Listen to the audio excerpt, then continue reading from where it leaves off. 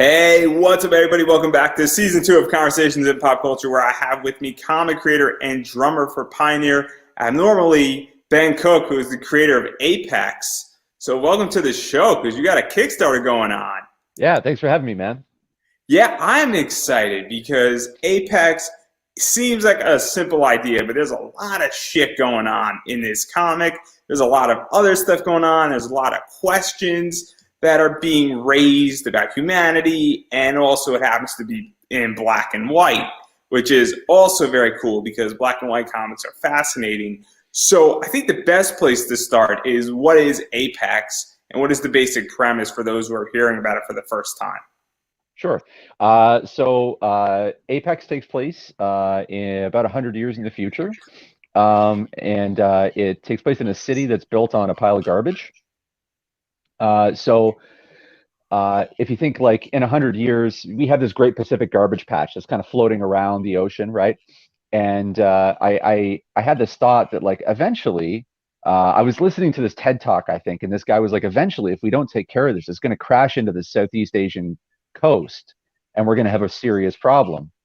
And of course, because I'm a writer, I'm also like kind of a sociopath. So when I heard that, I was like, oh, that'd be so cool.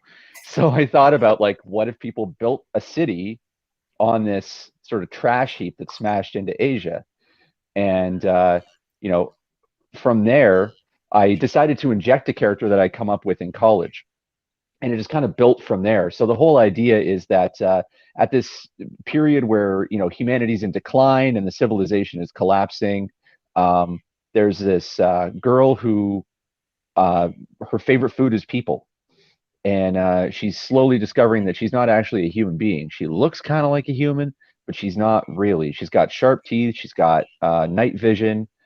She's got a neurotoxin that paralyzes her victim like a spider, and she's purely carnivorous. She only eats meat, and humans are favorite food.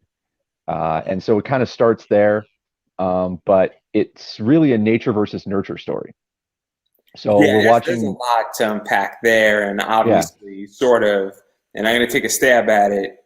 sure, This is taking it, and I think the basic premise of this sort of came from the idea of where humanity is going, what mm, happens with evolution and humanity.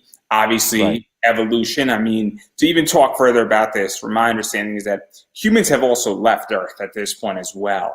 So, yes, to some degree, and so humankind as an entity maybe not be completely extinct, but Earth is becoming very much a fight or die type of situation per se. And yeah, it's, and yeah, there is a colony on Mars that's being advertised as a vacation spot. Um, but this is after the world's been devastated. There's been a series of proxy wars that have been kind of financed by corporate entities that have turned most places into sort of resource hubs rather than places for people to live and thrive. And G Gundam essentially. yeah, exactly. Yeah. And there was a fairly large war that resulted in a nuclear holocaust. But I haven't gotten into that in the story yet. That's like sort of one of the I kind of like there's a little line in the first issue that mentions it, but it's just kind of like, planting a seed kind of thing. But there's a lot of devastation, and that's why they built a city on this garbage patch. Was like, these refugees were like, there's nowhere to go. Let's go to one place where no one's going to try and steal anything from us. Yeah, and that's kind of where I want to get, because that sets the tone in many ways for this entire story, where we have sort of in the first, I think, 10 pages, we get a real quick history of what's happened and how the entire world is messed up and how people have sort of evolved, and that people are now coming into this area where this girl is not really a human. Her favorite snack slash food, like what she likes to eat, is people. And well, people also, she's in what I guess is called Jungle City. It's Sector J, but yeah, they call it the jungle. Yeah, so Sector J, it's called the jungle. She loves it there, but it's a weird place because there's danger lurking around. There's sort of a lack of, I guess, government to some degree. People are left to fend for themselves. There's like anything is a commodity, and the commodity goes down as the night goes on. And so that's Yes. also what's going on with this. And well, she is in a weird position where she's sort of a protector of her sector to some degree against Somewhat, people who yeah. are going after weaker people, yet she's also very much a predator at the same time. And so it's a very weird situation because if she's also a protector, that means that she's only preying on certain entities. That's correct. And Yeah. so what was that like, setting that up and setting those rules up? Because we haven't gotten into those rules per se yet, but it's sort of implied. And I don't know Yeah. if we're going to know exactly what her rules are on what she hunts Um, and what she doesn't hunt. Yeah, well, I'm excited to discover that for myself, actually. The kind of the way that I go about writing characters in particular, I like to build a world and then I put characters in it, and then I just like to see how they mess around in there. Um, and with Mohini, because she's so um, outside of the norm. I mean, it I'm leaving myself just room for anything to happen. So I don't know if she's going to be rooted for or hated by the time this is over. I'm kind of excited to find out for myself. She does have a moral compass though, and like in future issues, like I have the first 5 issues sort of mapped out, right? And she has a history. She has a background. She was raised by somebody, and they gave her a moral compass and helped her understand that there is a right and wrong. So she's not a psycho, but she has these urges and this hunger that is hard to ignore. And so Even she's to dive trying to use it for good, but it's not an easy task. and to even dive further, because there is a bunch of other stuff that sort of also gives her character. And this is her for those who are interested. And Yeah. right from Shout this. out to Clovis Batabola for the art, by the way, because he's amazing. He did an amazing job on the art. And so I happen to love the way she looks. It's very much J. Scott Campbell Storm.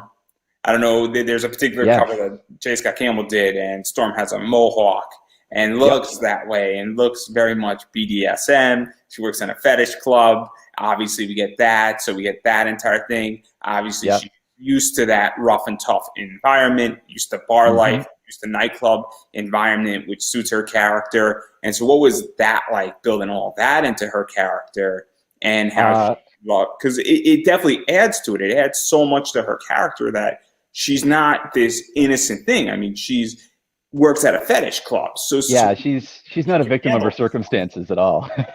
like I She's love the fact that we get this badass woman type of mm, character, and that she knows how to handle herself, and that she's used to the nightlife, and she's used to that dark side of things that aren't so daisy fresh. It's nice to see it. yeah, totally. Yeah, that was intentional. I worked in restaurants for years. I was a chef for like I don't know, over 10 years, pushing 15. And I worked for all different types of places. So I worked for fine dining restaurants. I also worked for greasy spoons and sports bars, all that kind of stuff. And you encounter a lot of really interesting people when you work in the restaurant business. A lot of artistic people, a lot of creative people, because the hours are flexible. You kind of you mingle with a lot of you know unique individuals. And I was also kind of into the sort of goth alt scene back in college and stuff. So like I've been to fetish bars, I've been to places where like I remember there's a place here in Toronto called the Reverb that no longer exists, but I remember the first time I went in there, I was with a girl I was dating at the time, and we were big into the goth scene at the time. And we walk up the stairs, and the guy says it's $20 cover, but you get $2 off for every tattoo or piercing. And I was like, this is my kind of place. I don't have any tattoos or piercings, but I'll totally pay $20 to go get into a place that has that kind of vibe. So I walk in, and the first thing I see, there's like a pillar and there's a bar at the far end. And like right in front of the pillar is a guy, he's got to be in his 60s and nothing but a black leather thong, just going nuts to the music, right? And I was like, I love this. This feels so right. And that place was sort of like the basis for Transgression, the fetish bar in the comic. Mohini works there basically because it's the only place she can get by without people looking at her like she's a weirdo. I mean, she can't be a barista. She's got cat eyes and razor sharp teeth. So like the fetish bar is kind of the only place where she can work, and people walk up to her and go, "Man, nice, that looks awesome. Like, where'd you get your work done?" And it's because it's the future, there's like biotech, so it's not that out of the realm of possibility. But the fact that she lives in Sector J and works at a fetish club, no one really notices. Is kind of a forgettable job, so it's an advantage to her. And to even talk about her, because obviously she does have cat-like eyes. Obviously, she's got agility is built Hmm. into her. Razor sharp teeth. She's faster, Hmm. stronger than most people around her and most things around her. I mean, I Yep. say things at this point because we don't know what's out there exactly in this world, and we Not don't yet. know what modifications people have. Obviously, you said biotech's in there. Obviously, Hmm. cyberpunk as a whole, as an entire entity, is such a fascinating topic right now in the Correct. Yeah. entire comic world, and cyberpunk has done a lot of good things for that. Maybe 100%. Keanu Reeves has also pushed that a little bit too. I don't know. He might have a part in that game. God forbid. But anyhow, anyhow, it's such a bad joke. It's such a bad joke. But even this idea that like she has all of these traits that make her, adept. And so even what was that process of picking things? Because obviously you look at nature, there's a bunch of different things. I used to have a cat, and my cat was a killer, and Right. she would bite and hunt and like prey and then like hide in the shadows and wait to find something, and she would almost track something down to where it lived, and she Right. would kill her, and then she would like almost sometimes play with what she did with because cats have things that paralyze in the nape. And so what Right. was that like figuring out all that stuff and figuring out all of her traits, because it is super interesting, especially when she gets into fights and when she gets into the fight that kind of sets this entire issue off. Right. Well, the thing for me is like I the basis for the story is the character, right? But once I started building, I realized the character and like so I started studying a lot of evolution to kind of get my head around what I wanted Mohini to be and like what would work and what wouldn't work.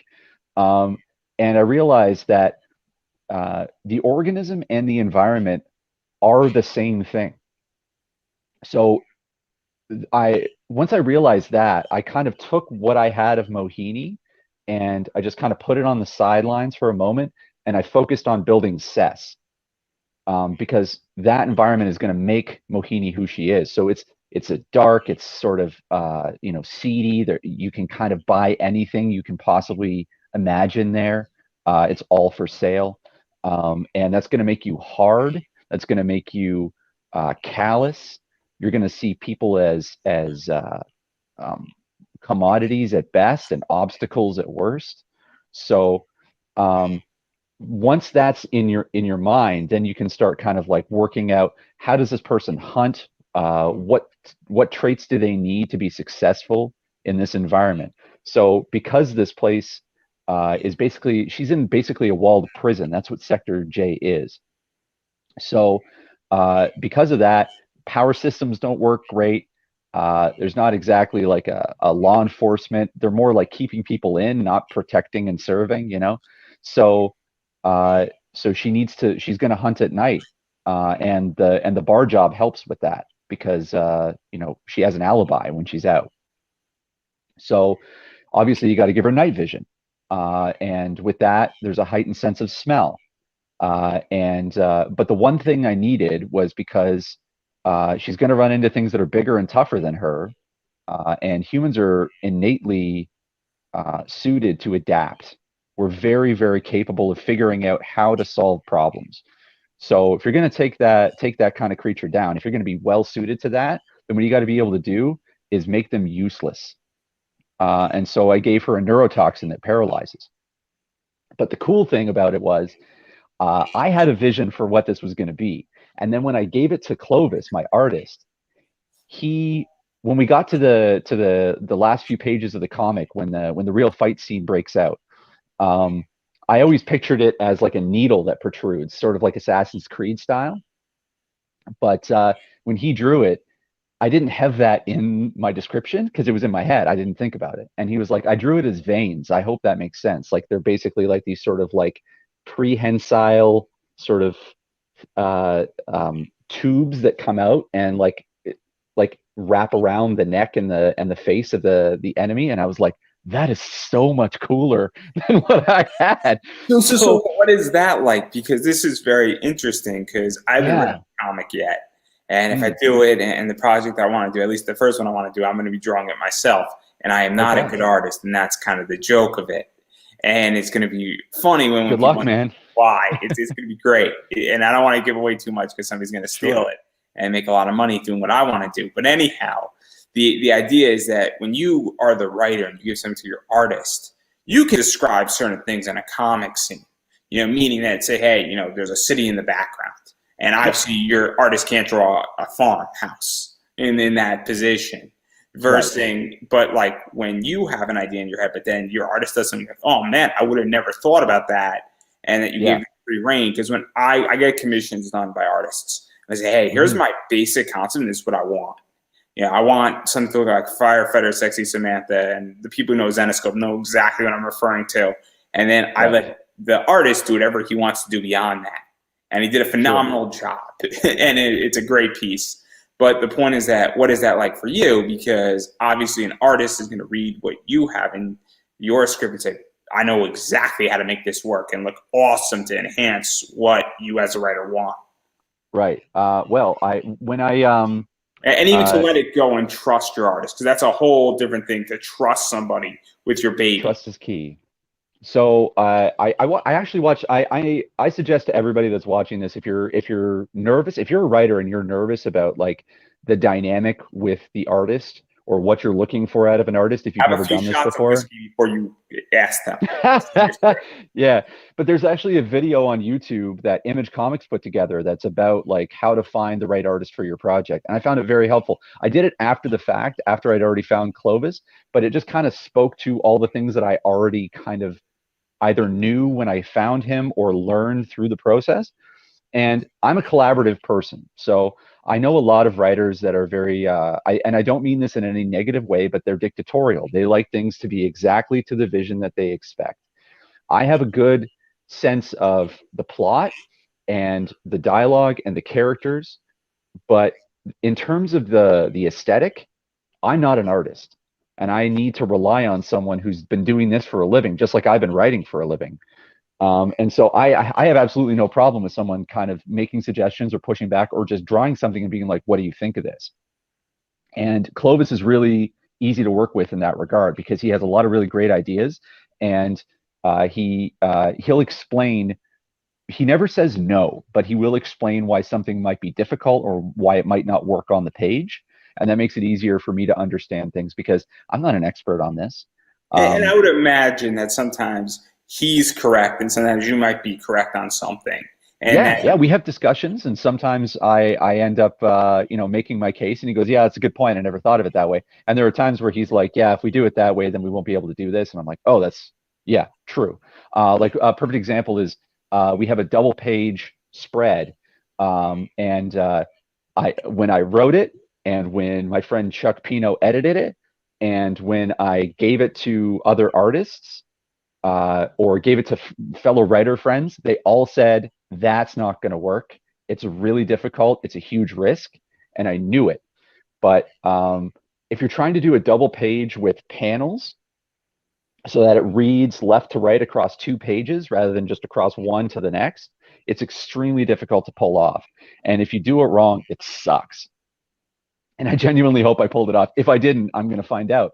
But it was just kind of one of those things where I wanted to roll the dice on it.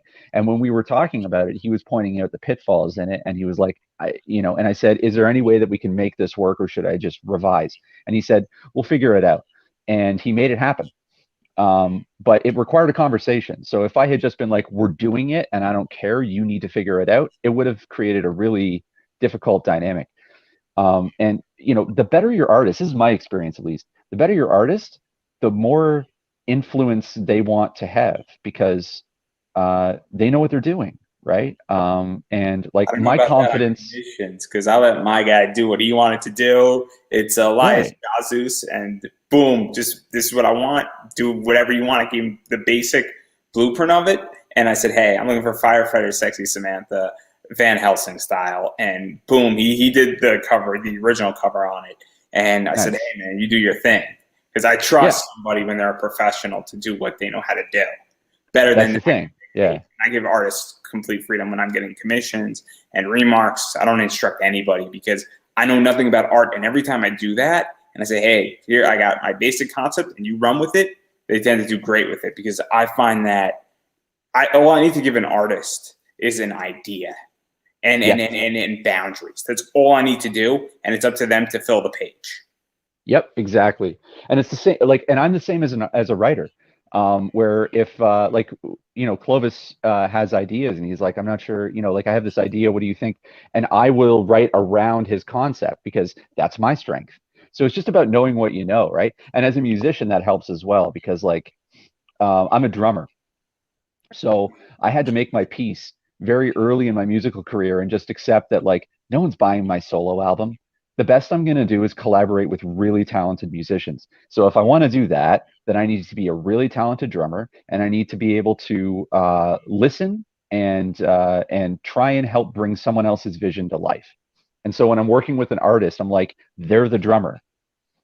But just like drums, and especially with a black and white comic. So if a drummer goes off beat, like if a guitarist misses a note or goes off beat slightly, or the bass player kind of misses a little fill, no one really notices. But if the drummer misses, the whole crowd feels it and the whole band knows, and it ruins the vibe completely. So like precision is so important for a drummer. And it's the same with an artist. Like if one of those panels is slightly off, it ruins the page. So they have to have like you have to give them the latitude to kind of like allow that to happen on its own and create it.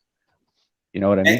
And And to you mentioned something super interesting because obviously I don't know much about music, and I like music. I listen to music. I enjoy music. Music is super important in a variety of ways. I'm big mhm, into TV and anime right now.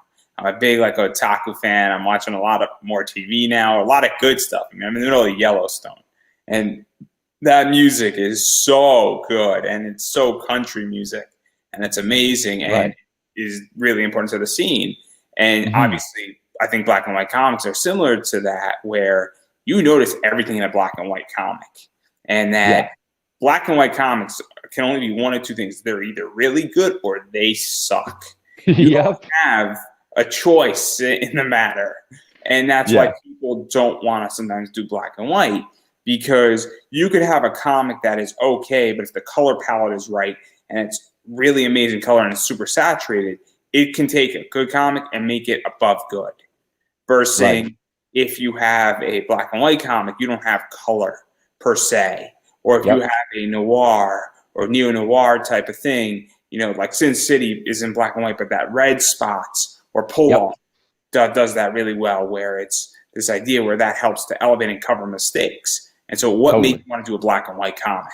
Because it gives a whole different vibe to the entire. Uh, Yeah, so there's two things. First of all, I like to take chances. So as soon as when I said I want to try and do this in black and white, the first reason I wanted to do it was because it's cheaper. I'm just going to be honest. It's not just that I don't have to pay a colorist; it's that I don't have to pay for color printing. So the first time I'm ever going to write a comic or put something out into the world, I'm like, I want to keep this as simple as possible, keep as few moving parts as I can, so that like I can execute on a level that I want to build a fan base. That's kind of the goal with this, right? So I want to keep the product simple so that if people enjoy it, then I can make more. Um, but once I started talking about black and white, all of my creator friends were like, "Black and white, man, that's tough. Like it has to be really good." And I was like, and I have this little switch that flicks in my brain when people say that might be hard, and I'm like, I'm doing it now. So like I just kind of went all in and I was like, I'm gonna find a good noir comic artist and I'm gonna build it with that aesthetic. But as it progressed and I started looking for an artist, I realized black and white not just it doesn't just work for the aesthetic, but it works for the character because Mohini is a predator. And I don't know if you know this, but most really good predators don't have color vision. It helps enhance contrast so that they can see things in the dark better. Like even our night vision as humans is in black and white for the most part. So, and most humans now don't know that because we don't actually experience the dark, like legitimately the dark, because we usually live in well lit areas. But anybody who lives in the boonies or like travels out and goes camping and stuff, you know that when it's really dark Like out and there's Yellowstone. no You live in Montana. right, right, exactly. Like if you're out there and the stars are like behind the clouds and there's no moon, you can see, but you can't see everything. Do you know what I mean? And so I kind of wanted to build on that because I like the idea that Mohini could only see what was important, like it would be highlighted, and then the idea was to go with a Sin City aesthetic, where we have the one color, and that will help kind of like highlight whatever Mohini's focused on and whatever she's looking at. But with the first issue, I wanted to try black and white. But I might as well say this now. The stretch goal for this campaign is to add that color. So if we reach our goal and go past it, I'm adding color to it, So when but you only add one. color, are you gonna go full color? Are you gonna go Sin City color, I'm or just going to go one color, just one. It's and going to so be is it's it going to be what purple. color? Did you want to reveal what color that's gonna be? Because that's gonna be super interesting. Yeah, it's going to be purple. So if you look up Apex, like the variant cover and the main cover on Facebook or on Instagram, I have them all over the place there. They both have a purple vibe to them, and I just like the color purple, but it also has to do with plot stuff. So I don't want to give too much away, but it gets revealed why purple is the color as the story progresses. Yeah, no. It's going to be interesting, and I think it's going to be cool to have a book that definitely goes that way. I mean, I like noir as an entity. I like neo noir as well. Two of my favorite shows Mhm. are Afro Samurai and Box, and they're done very much in those styles. Afro Samurai is amazing. It's like one of the yeah, I it changed the way that I think about animation, to be honest, when I watched it. So it's a very cool show what they did with it, and Yeah, it's not black and white, but it's definitely filtered in a certain way. And then Box, you haven't seen it, it's filtered the same way. I have not, but And I'll check Mango it out. Box, just for those who don't know, just to throw it out there, it was done in, I think, 2019 animation style. They ran it through a filter, unsaturated part of the color to give an old school, so it's got like more like a 2003 vibe to it with really Right. high quality anime where you get this really weird blend where you get like the best of both worlds and you get like super cool saturation and it That's almost has brilliant. a black and white feel to it, which is crazy. And Yeah, it's that's so awesome. respectful because it's a 50-year anniversary to Ashita no Joe, which is a Nice. boxing anime. So I know all about this. But anyway, we're not talking about Mingla Yeah. Box. That's a whole different That's okay. conversation, a whole different day. It's better than, Mike Tyson boxing Yeah. back in the 70s. Anyhow, so even to go further, because with Mohini, we get a lot of cool stuff that happens. We get some funny moments with her because she gets into a fight with somebody. She kills this person. She sort of tortures him because she wants to know who's hunting her. And then Hmm. after she kills him, she says, "Well, why waste good food?" and sort of saves the food, which I thought Yeah. was really funny and dark and very humorous in the circumstance. And even though she was like, the food isn't that good and it doesn't taste that great, which I also Yeah. thought was very funny, but like she kind of neatly packs it up into her refrigerator. So She does. obviously we get that. We get the fact that she likes to torture her prey sometimes and that she's also trying to protect herself. And it really creates this entire situation where we get this idea of nature versus nurture, which is what this book is starting to deal with and unfolding.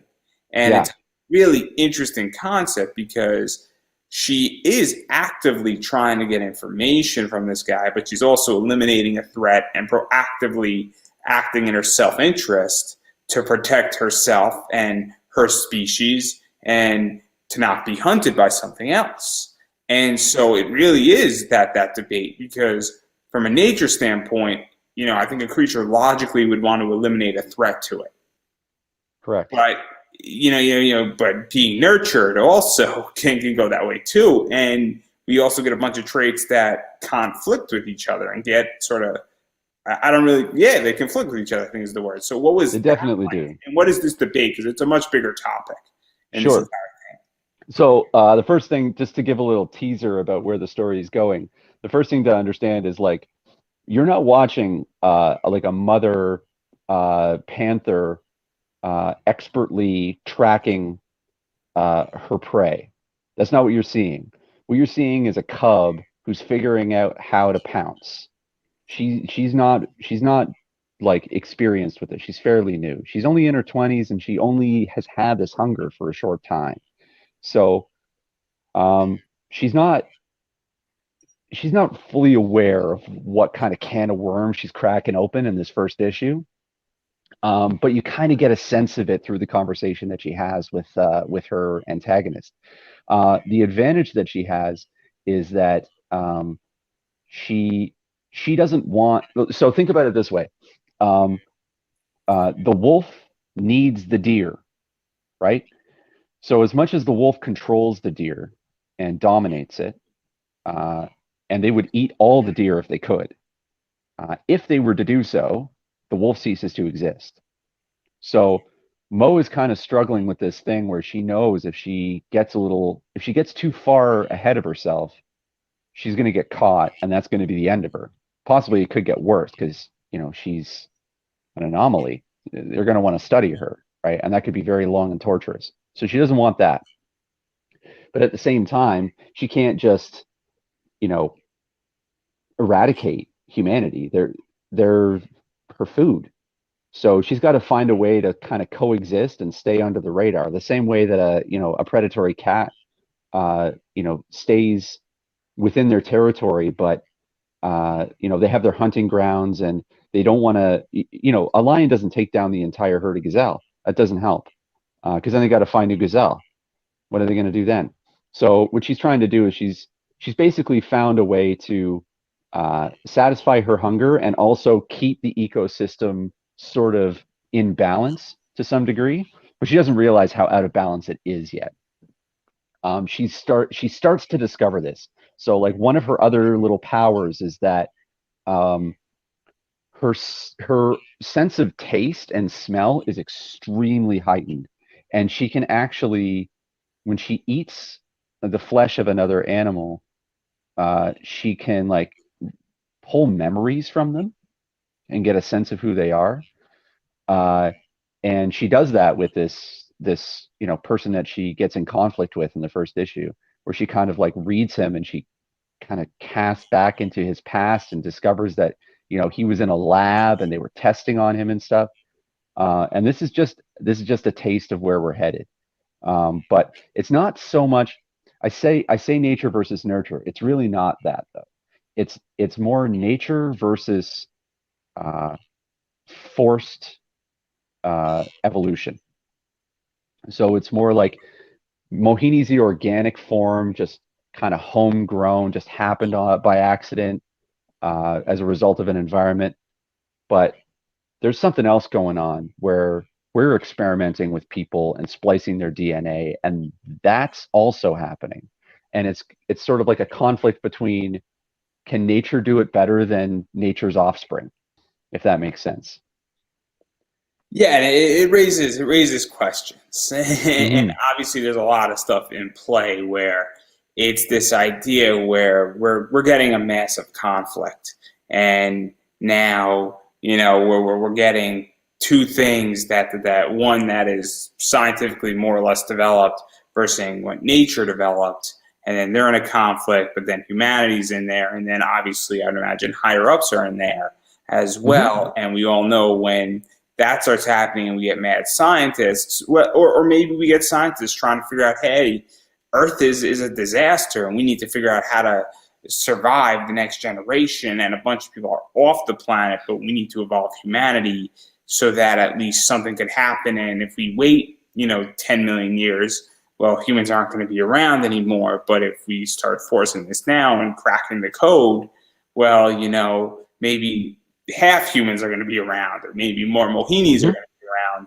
And then it raises all these questions on things. And let's be realistic. I'm not saying we're there in the real world, but there's No, not yet. definitely stuff like this is coming down in some way. There are companies like CRISPR, which is gene modification.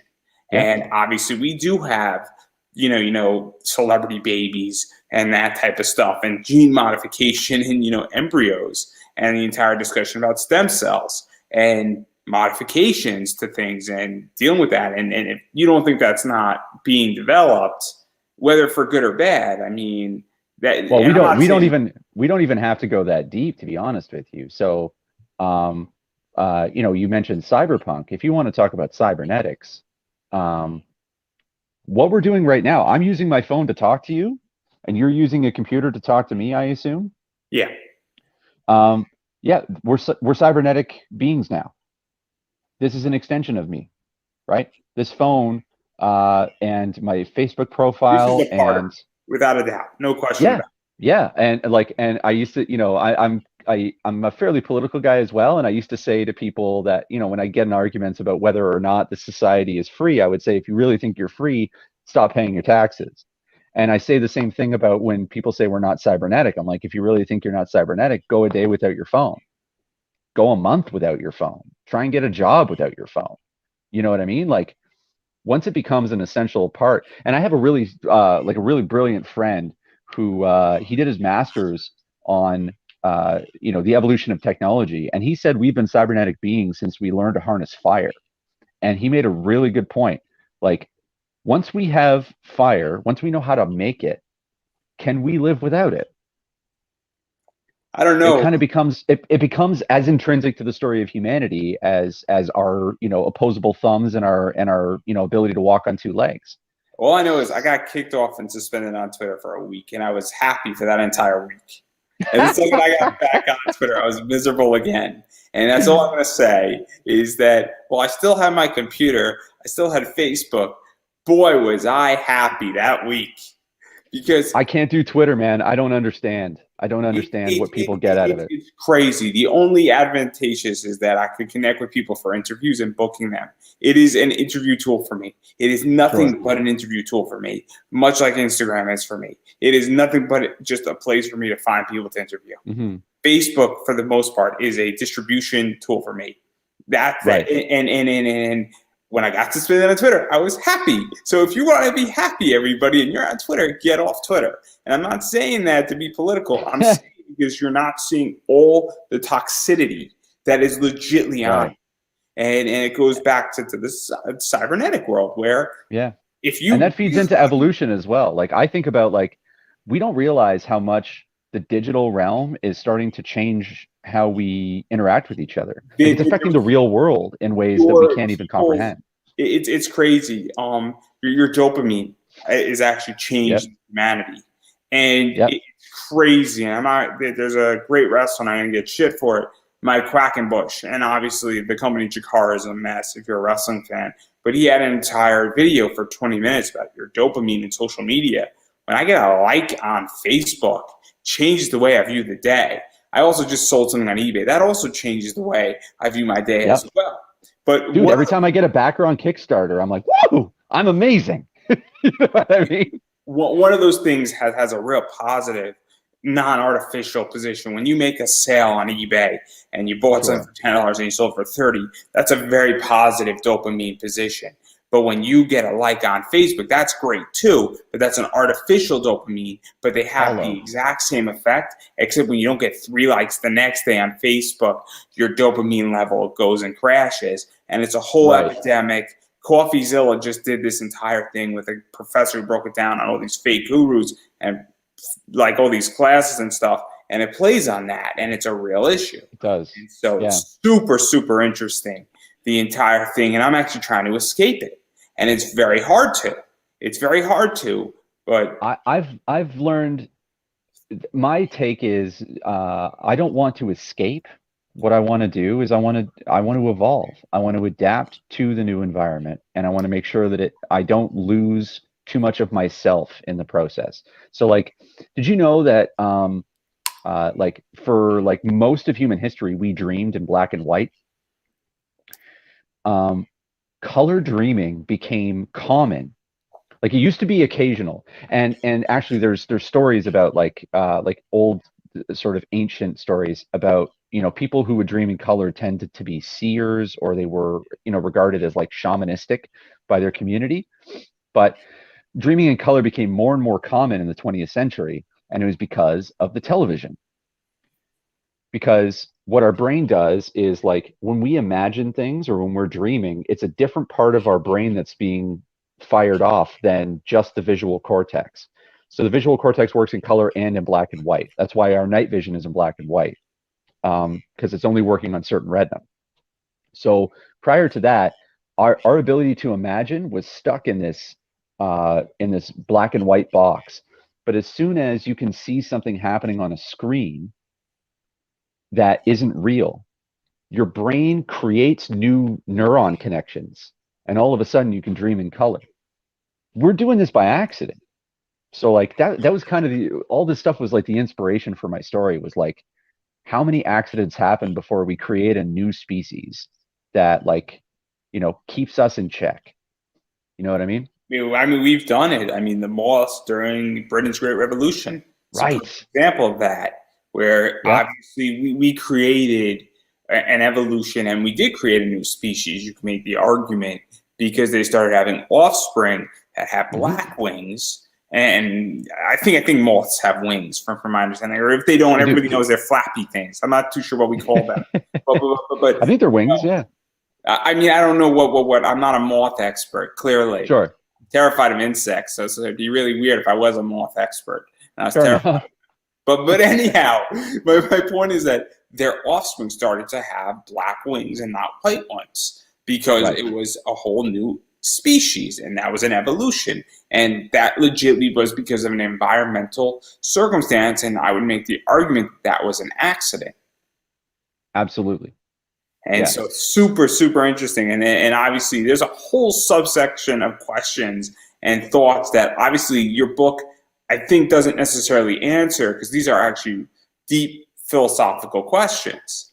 Yeah. But they throw it out there, and I think it spins the wheels in people's heads. And obviously, people could just read this on the surface. You could open up your book and read it on the surface, and you'd be like, oh man, this is cool. It's a predator. Somebody's being hunted, and now they want to hunt their hunter. And now it's a game of hunter versus hunter and prey versus prey. And they're playing a Right. dangerous game here. And it's how far does everybody want to go? And everybody's playing dirty. You could read it like that, or you could read it deeper beneath it, or you could go further deeper, and then you could play on every single level if you so chose. Right. And or you could just read it as a massively violent, no punches holding back story, which is what it is too. Because this book is not for a kid. It's not for. No, it's not. I mean, I Yeah. think if I had a 13-year-old, I would trust my 13-year-old with this book. You know, It depends on the kid, I would have read this when I was a kid, and I probably would have got a lot out of it. But I was the kid that was reading The Watchmen and reading like hyper violent mythology from back in the day about I was gods the kid. raping people. Like I was a very similar kid where I was watching things like Outlaw Star on Toonami when I was like 9. right, Not the best 9-year-old show. I was from the age, I'm 28, where Toonami was on Saturday mornings, and you would go watch it before you went to chess class. So, which in reality, if you think about it, chess is a very violent game. I'm just saying. yeah, it really is. Yeah, I mean, yeah, chess requires a very callous mind, right? You have to be willing to sacrifice pieces. You can't care too much about, like, you can't get attached. You have to remain You might like have to kind sacrifice of, your wife in chess, yep, but it's for the betterment of the kingdom. that's right. Yeah. Well, it's definitely for the betterment of the king. There's no doubt about that. I'm sure he's having a good time with the bishop anyway. Oh yeah, totally. Yeah. They've been hanging out the whole time. Queen's giving them side eye. But getting back to the point, I do want to make it crystal clear. This book is definitely not the type of book you want to hand your 5-year-old. No, no, this is not for children. And yeah, like what I try and do as a writer is I try to play to every level to the best of my ability. So if you like a badass chick who kicks ass and takes names, you'll get that out of this. If you want something like a think piece that like explores like the nature of humanity and where we're headed if we don't course correct, and if we continue down this road of decadence, you'll get that too. And if you like really pretty art, and sort of like uh, you know something that grabs your attention, but in a sort of like holy shit way, that's there too. Um, I want to bring everybody in. I found that like the stories that really grabbed me, they grabbed all of my friends as well. And then our discussions were when I learned new things about that story that I hadn't seen before. And I want to do that with that. That's why I got into writing, was to like start a conversation, not to answer questions. You know what I mean? Yeah, and obviously this sort of, I think, turns those wheels and creates that. And I don't want to press too further Thanks, into man. this because obviously issue one is right now being funded. I think you Hmm. you are funded at this point. You're pretty Nope. close. I'm at 82%. So you're Um, pretty close.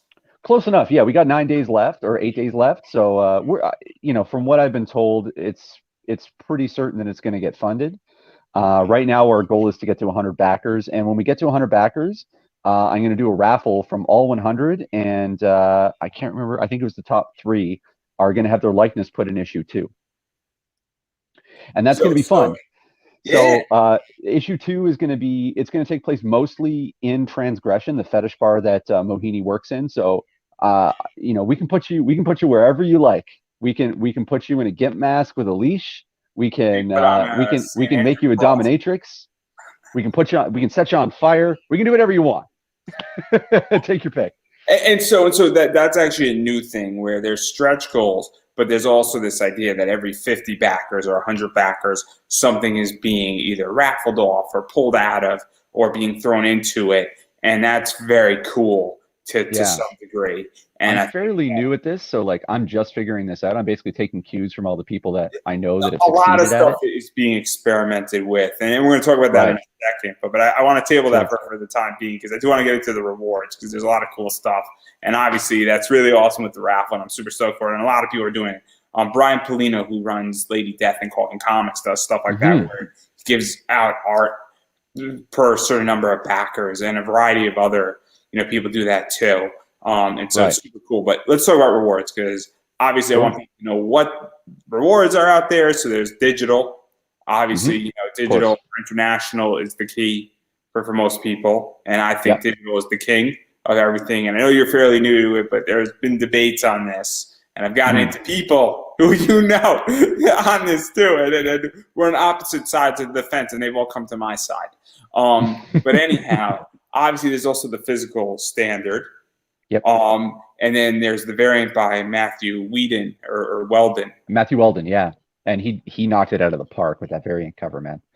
And It's so and amazing. so, how much is a physical just to get it out there? And what's the deal with the shipping? Because I'm always confused on that. 'Cause that's tricky. Uh yeah, so it's $10 for the issue. And for shipping in the US, I believe it's 7 or 8 dollars. Internationally, I believe it's 15 to 20. Uh, International is a bitch. it's a I, bitch. I run an Yeah. eBay business, and I do Mm. not ship international for a reason. Yeah. Because I Uh, don't want to deal with it. I don't ship to Canada. I don't ship to Mexico. It is difficult. It's not a currency problem. That's the right. easy part. It is legitimately difficult to ship something Right. international. And so I don't do international. And if I ever run a Kickstarter, I'm not doing international. I refuse to. Yeah, I mean, I just decided to kind of throw everything at the wall and see what stuck with this first time because I'm just figuring out how to do this. But I try and be honest with myself when it comes to these things. So like when I chose to do international shipping, I was like, you know what? I'm probably going to lose some money, leave some money on the table with this. But the goal with the first issue is to build a fan base. So if I can do that internationally, I'll do it. I'll pull the trigger on it, and if they love it, then maybe the shipping price has to go up next time. But hopefully people will come with it. Whatever I can do. And it's also very complicated with COVID at the moment with shipping Oh and yeah. it's complicated in the U.S. I don't know if you're aware of this, but in the last 6 months, there's been 2 post office hikes. Yeah, I've been keeping up with some of the Postal Service controversy, and it's not easy anywhere right now, but it seems like you guys are getting really rocked with just with delivery services in general. And also, you're in Canada, and I'm going to give also people a piece of advice: put it on your credit card. Don't put it on your debit card because debit cards will charge you 3%. Right. Credit cards, for the most part, won't charge you, or you should call up your credit card company and ask them. And I learned this the hard way. And I'll explain why this matters. So on a $10 issue, it's really not that expensive. It's like 30 cents. I think my math is correct. On $100, it's $3. Yeah. So Yeah, that all of adds a up. sudden, if you're backing a project, and I don't know if you know who Dawn Mateague is or Mateague, Rings and a bell. so Dawn is from Canada, and they're doing the Art of Divinica, which is a big Oh, book, okay. and it's a $65 book. So 3% Right. on 65 is a lot more than 3% on $10 or $20. Right. And so naturally, it can make a difference, especially if you're backing a lot of Kickstarters that are international or in Canada. I mean, I don't consider Canada to be international per se, but it's this idea that, all of a sudden that it's a big difference, because if you're backing 10 things at $100 a piece, that's $30 Yeah, that's true. if you're getting it from Canada. So keep that in mind. It's just a really good piece of advice for everybody out there. And if you back a lot of Kickstarters, there you go. Furthermore, there's some other cool stuff, because there's some print combos that you do. And I'm not exactly sure what that is. Something is with you in it. I don't really know. And I don't mean you, I mean more me. And I don't mean me as in me. I mean me, the viewer. Yeah. So if you want me to be in that print, everybody who backs it, please go right ahead. I'm totally cool with that. That works for me. If you want a picture of me, everybody, absolutely cool with it. so the intention for that is that it's going to be a poster with all the people that take that reward tier. Their faces will be in that poster. All of them will be in that poster together. And I have a really cool idea for it that I threw at Clovis, and he was like, "This is going to be so much fun." He sent me a sketch. I'm very excited. So like, I can't wait. And I'm going to be in it too. And so is Chuck and Clovis. So yeah, and Mohini as well. So it's going to be fun. I'm very excited. And if you would like to replace me with yourself, I'm totally cool I with want that. everybody in there, man. If I could, I'd do all 100 backers. Like I would just do it in a heartbeat. But I'm joking. Clovis has to do all the drawing. That guy. I know somebody's going to be that guy. That's why I'm joking with it. Yeah, fair enough. Obviously, you could get both covers of the comics as well, and that's something that's out there. And then obviously there's a comic shop package, which is cool. So if you're a comic shop and you say, "Hey, I want to take a shot at indie here," that's something to throw out there. And I'm curious actually about this, because what qualifications does somebody need to show to be a comic shop? Because this is something that I have issues with Kickstarter, where it's like, I'm an online eBayer. I sell a lot of comics on eBay, and I don't qualify for half these things. And I'm like, wait a second, like, I legitimately can move your books on eBay. And that's my issue with because they say, oh, you need to show proof. But I'm like, I'm selling anywhere from 25 to 50 comics a month on eBay. So I don't really know where that falls in. And it's an irk I have, because I interview all these people too. And it's like, it doesn't seem to make sense to me. Like, in the age of Dogecoin, why can't I just give you my comics? You know what I mean? Like, if we're gonna be real honest and be like, cryptocurrency is worth something, then let me give my comic to whoever I want. What difference does it make? If I'm willing to buy 10 issues, does it matter that I'm not a brick and mortar comic shop? Right. Yeah, totally. I'm not a brick and mortar comic maker, like what? It irks me. It bothers me. That's a little frustrating. It bothers me, because I'm like, and I might be getting into the buying wholesale and then selling on eBay, and a lot of people do it from certain retailers. And the way I see it, there's all these online comic shops anyway. Why do I want a brick and mortar store when I could legitimately go purchase a warehouse? And I don't mean rent a warehouse, I mean buy a warehouse and handle it that way. Much more effective. Yeah, like I kind of have a vision of kind of like moving in that direction where you could take comics into a wholesale sort of scenario, because like I live in Toronto, so we have a huge comic scene here, like huge. We have the Toronto Comic Arts Festival, which is one of the biggest international indie comic festivals in the world. We also have Fan Expo here, and it's massive. The whole city turns into a completely different place during Fan Expo. It's kind of amazing. It's like San And Diego, essentially. similar, yeah, very similar, yeah. The pictures I've seen of San Diego, I'm like, oh yeah, it looks just like Toronto. Um, and but the thing is, like comic shops, I've been watching them drop like flies. Like I made friends with a lot of the comic shop owners over the years, and it's just the rent has gone up. It's very difficult to maintain, and the comic business has moved digital. So it's way harder to run a brick and mortar. So like to me, it's like if the brick and mortar shop is starting to phase out in terms of the comic world, why are we, sticking with this legacy format? It doesn't seem to make much sense to me. Especially because like I'm not going to be printing 200 issues of this comic and hoping to, put them in a shop. Like I want like the thing I love about Kickstarter is that I can engage directly with my fan base and give them the comic with like minimal issue. I can tell you They what get exactly what they want. I can tell you what the future is beyond Kickstarter. I did an interview with somebody called Comic Distro, and you basically Hmm. give them a non-exclusive license, and it's print to order, essentially for comic Yeah, shops. It's a no-brainer. It's a yeah, no-brainer, and I could even take it a step further, where instead of the next stage of their business is that it should be that if I'm an eBay seller and I want 50 books, figure out how to get into eBay because all of a sudden, there you go. And then really where it gets exciting is variant covers for me as an eBay seller because that's where I'm going to make my right. real money. Where Totally. and look, whether I buy the variant or I get some type of discount or something else, and now I have an exclusive variant in my eBay store, brilliant position. But Yeah, that's a totally. whole different discussion, and that's a whole complicated debate. And whoever figures out how to do it first is going to figure out how to win. And it's True. going to be very interesting because that's kind of the direction we're going in anyway, where Yep. everything comics as prints are still going to be sold. It's just going to be more online and less in Hmm. store. Yeah, absolutely.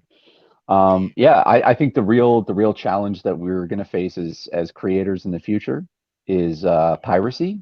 And I ran into this when I was thinking about some of the add-ons that I was going to put on my Kickstarter, and Clovis, my artist, created a bunch of animated GIFs of various different panels and frames from the comic, and they look really cool. And I was like, oh, these would make awesome wallpapers, like for your phone or for your computer, because they're animated. They're kind of unique. You don't really get to see that with a comic print. You know what I mean? So I thought it would be a really cool idea. But then I realized I was gonna advertise them. I was gonna show them off on social media, and I realized if I put these up on social media, all someone has to do is just download the image and they get it for free. And I was like, I should just give it away for free. Like that particular thing, I should give away for free. But it started kind of like making me think about what are we gonna do about piracy? If someone can just get my comic digitally and then just give it to all their friends on Dropbox, um, what Yeah, does issue two look like? So it's something I'm not the kind of person that thinks that everybody's a greedy jerk. I just think it's something we have to consider. We have to think about. yeah, and there's a lot of other stuff, and I briefly want to mention that obviously all Chuck Pino's stuff is also up for grabs. Yes. Also, there's some other exclusive stuff out there, and obviously, and also you could pretty much get everything you want. It's like the smorgasbord, and also be an issue too beyond just Yep. the raffle, and obviously I think more in a special way as well. Yep. And obviously I'm a bit pressed for time. Yeah. Um, No, it's all I good, got man. like 6 minutes left Yeah. technically. No, I really appreciate you doing this, man. It was No, it no, was a no, great no. We're gonna conversation. do this again for issue two, I promise. But anyhow, Nice. well, one of the things that I do want to touch briefly on is that obviously Kickstarter, and this is your first Kickstarter. So Yeah. how do you feel about Kickstarter, and where do you even think it's going? Because I think we touched upon it a little bit, but obviously Kickstarter is becoming a very interesting platform as an Well, entity. And then even to go further, obviously, how do you feel COVID has affected you and even launching this project? Because COVID has fucked up everything. it really has. Oh my God, yeah. Well, yeah, we could talk about COVID for an entire other podcast, to be honest with you. But to briefly touch on Kickstarter, to be honest with you, crowdfunding was always. I remember talking about something along these lines decades ago with friends of mine. Like, well, if you make a comic and you create something, why can't you just like find people that like it and get them to support you and kind of like, build a following. And they're always like, that'll never work. Who's going to do that? And now someone did it, right? So like, I kind of feel like I do think that this is a brilliant idea. And I also think it's just the beginning. I think things are going to expand from here, and we're going to see things transform in a very like powerful and positive way in the next couple decades for sure. But in terms of COVID, oh my God. And San Like I run Diego's not happening, and a variety of other shit's not happening, and obviously it's been a year without it. I think it's been a good thing for the entire community, because I wasn't doing this, and I started last March 25th, right. 2020, March 25th. I started doing this, and it's been good for me in a lot Right. of ways, and I needed a break from conventions. I seriously needed one. Yeah, I understand that. I think we're going to have a greater appreciation when we get back to it. But I just think in terms of economics, like I was running a business that just basically shut down as a result of this thing. And I got really lucky. So I run a contracting business. So I got super lucky with a referral for a basement renovation. And as soon as I got it, I was like, this is financing the comic. And that was it. And it was like every extra penny that I had went to Clovis while he was doing the art, and I saved every little cent that I got so that I could get this Kickstarter going, and I'm grateful for it. But the plan was always to do this comic. Well, you should be COVID just made sending it a the little people that tougher. you renovated the basement a comic of this. You should Oh, they're absolutely. getting one. They're getting one. Yeah, I'm walking right up to their house, knocking on the door, and like mask on and all, just like, thank you so much for your help. This is what you created. And I'm good friends with the guy too. Like we got along quite well. And he's a computer programmer. He's kind of a nerd himself, so I'm sure he'll really enjoy the work. And even going further off this, because I don't know how many cons you've been to, and I don't think you've been to any cons as a comic creator. No, as a But fan, definitely though. but how do you think they need to change? Because I'm a fan panelist, so I have a certain viewpoint on where things need to go and how Right. things have to be balanced out. And I'm curious where you view it, because you're a fan. And well, obviously, the most important people at the con are the fans. It's not the celebrities. It's not the Certainly. volunteers. It's not the vendors. It's not the comic creators. It's legitimately the people paying the bill. Gordon Ramsay has a very famous position where he asked on Hell's Kitchen, he said, "Who's the most important person in this kitchen?" And he was referring to the dining room, and everybody was pointing to the wrong people. He said, "No, it's the customer." Yep. And so when you go to a con, the most important person is the customer. That doesn't mean Yep. that's the most wealthiest person. That doesn't mean it's Right. raw. That means the most important person, when I am spending money and I bring my $1,000, if my wallet is still heavy when I leave, something's wrong. Something went wrong. Definitely. Yeah. I can agree with that. I would say like I think this I think the future of conventions is that they get smaller and more focused in terms of style. Does that make sense?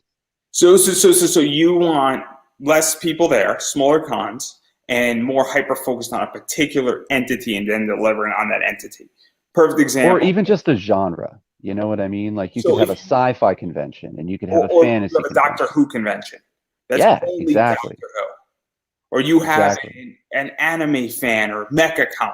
I'm a big anime mecha Right. fan. So all it is that it's just mecha.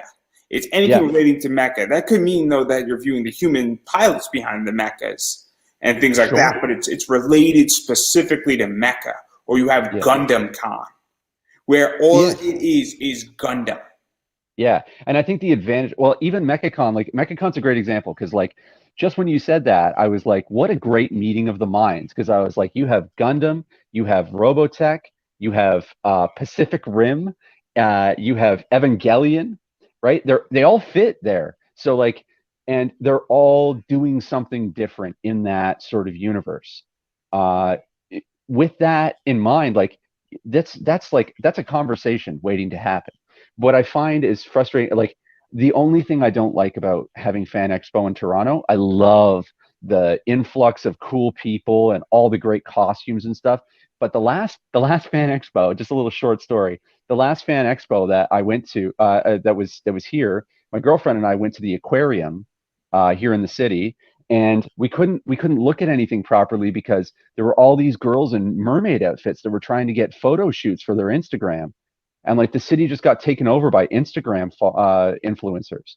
And I was like, if there was a way to make this less about the fandom and more about the product and the more about like the excitement of the stories, you know what I mean? Like I love the celebrities when they come to town, but I want to be there for the comics, not just for the people dressed up. The people who dress up, they should be the fans and they should be there to support something. But I feel like the whole thing has become about sort of pageantry. It's like a parade rather than a convention now. Do you know what I mean? It's also become that there's too much shit going on. You go to an Yeah, Anime Con or a Comic Con. Legitimately, I went to Awesome Con. I used to live in DC, and there's yeah, anime stuff going on. There's comic stuff going on. There's Pride Alley going on. You then have regular alley going on. You have right. Celebrity Wing. You have Indie Wing. And you have 15 other things going on. And you have legitimately 145 panels across multiple sectors. And believe me, I've done a Attack on Titan panel, and then I do gay and lesbian comic history. So you tell me, as a, and what's It's crazy like in about the that is same room, right? it, Like, it, it's it, like it's like three rooms what? down, which is insane. And it's Sure, this right. idea though that you have this concept where and I'm not bashing either of those panels. I don't No, want to. sure, but like, why are they under the same umbrella, right? Like, that doesn't make sense. Why can't they have the two different parties happening in the same neighborhood? What my problem with it is that that's a wide spectrum to Yeah, it is a wide spectrum to cover, and there's nothing wrong with having both of those things at a con, and they hit two different audiences. And as a right, panelist, I'm great because I'm growing my brand. And it's right, funny because I'm a straight white heterosexual male doing a gay lesbian comic history panel. But go figure me out. But right. anyway, what's crazy about that to me though is that these are on opposite sides, and these are in maybe they're not on opposite sides, but they are in different corners per se. And now you have a con Well, where they don't mesh right. You know what I mean? Like they don't mesh naturally the way that like when you were talking about MechaCon, like Evangelion and Robotech are not necessarily doing the same thing, but they fit together in a way that means that they belong in the same room. That was the thing about Fan Expo that I found confusing was like, why does all this stuff have to be under the same umbrella? We could do it's too multiple different general. conventions. That's Right. that's the point I'm trying to make is that it's too general. And then Yes. you have Elias Chazudis doing commissions for Zenoscope. Not he's a Zenoscope artist and he does a lot of indie stuff and he does a lot of big work and he's a good artist and he's Yeah. fantastic. And but and that's great in Artist Alley. But then you have Will Friedle from Boy Meets World and Celebrity Isle. And Will Friedle, technically, he's Terry McGinnis in Batman Beyond. That show, in case you didn't Sure. know. But even still, though, it's Celebrity Wing. And so you have so many different draws at a con, it becomes very complicated. And given what would I hope for with out of COVID is that things are going to get way more specific and get way more narrowed down. And they're only going to Yeah. track maybe 3,000 fans, but those 3,000 fans are going to be there for a specific reason, and they're going to Yeah. spend more money because they're there for a reason. Like MechaCon's a great example of that. Yeah. And most importantly, when that happens, like when things get smaller and a little less nebulous, a little more specific, it means that I, as a creator at my table, can directly engage with people rather than this like mass of bodies just passing by and like all I am is scenery, right? Now they're there to experience the thing rather than just like it felt like I felt like I was watching cattle pass through a slaughterhouse.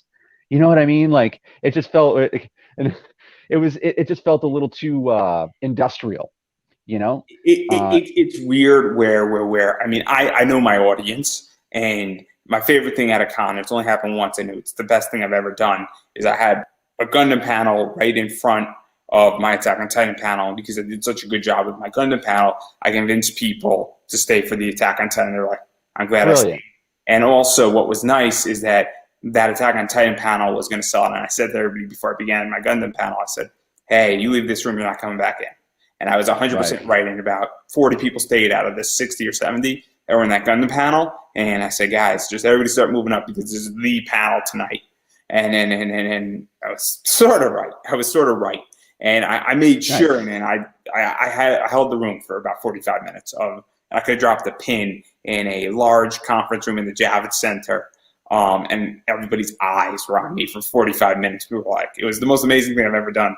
And then Yeah, that's apparently amazing. after I went back to Westchester, New York, after that out of New York City, because I used to live there too. And apparently I got pretty close to picking up a girl using Brock Lesnar as a pickup line, but that's a different discussion. Different discussion completely for a whole different day. And on that note, before I get too far ahead of myself, I'm going to let you self-promote because I got 10 minutes. I got 10 minutes before Yeah, my that's next right. one. Yeah, we So got to wrap this up. No worries, man. I really self-promoting, appreciate it. where can people find the Kickstarter? Where can people bother you on social media, Twitter, Facebook, Instagram? Obviously, where can people back this? As I already stated, the Yep. Kickstarter, and anything else that's relevant to this project Yeah, before you I got get it. you and me in trouble. Yeah, no problem, man. The comic is called Apex. Issue number 1 is on Kickstarter right now. It's a 25-page sci-fi noir in the ghetto of the future. Yeah, you can find it on Kickstarter. You can also find me on Facebook, and I never shut the fuck up about it right now because obviously I'm in the middle of it. So you can find me on Facebook as Ben Cook. You can also find me with my band Pioneer Anomaly. We're on Spotify. The music is in the video for the teaser video for the Apex campaign. We also had our music featured in the Belial #2 campaign. That was another Oh, I hate that Bonfire book. Press That's comic. just a horrific book. God. We can't talk about that book.